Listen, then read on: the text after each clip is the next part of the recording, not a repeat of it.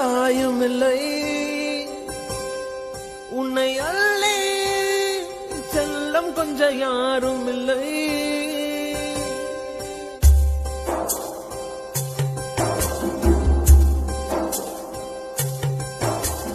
நதியிலே விழுந்த இலையென உனது பயணங்கள் தொடர்ந்து போகட்டும்.